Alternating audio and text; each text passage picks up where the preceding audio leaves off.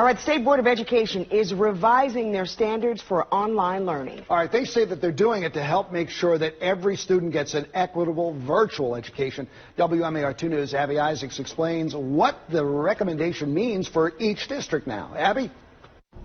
It means there will be a baseline minimum number of hours. Students will receive real-time teacher-led virtual instruction, regardless of where they live.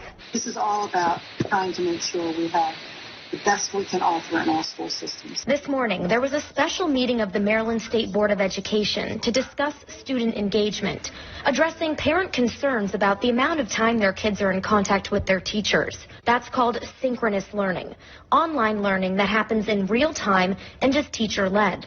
Teacher instruction, small group, as I've mentioned, collaborative or large group, collaborative groups, assessment, office hours.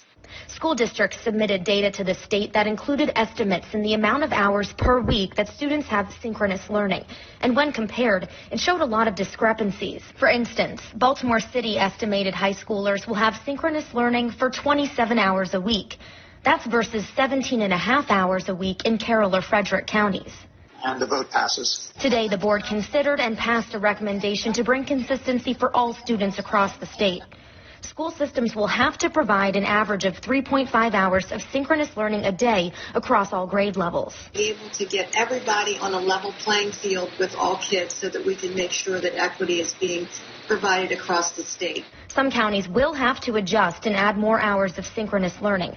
It has to be implemented by the end of 2020. So half the year is going to be gone in some cases, potentially, for students to be getting maybe what other students are getting in other districts. So we want to work as quickly as possible. The recommendation also asks local school districts to reevaluate in-person learning and submit plans by the third week of November.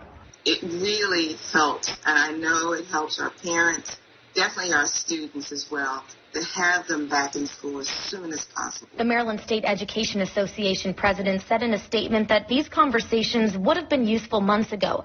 And while this gives districts time to meet new standards, they're concerned with discussions about looking to expand in-person learning without also expanding resources or measures to protect health and safety.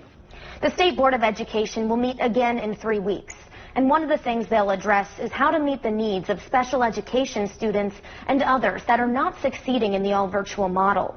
For WMAR 2 News, I'm Abby Isaacs.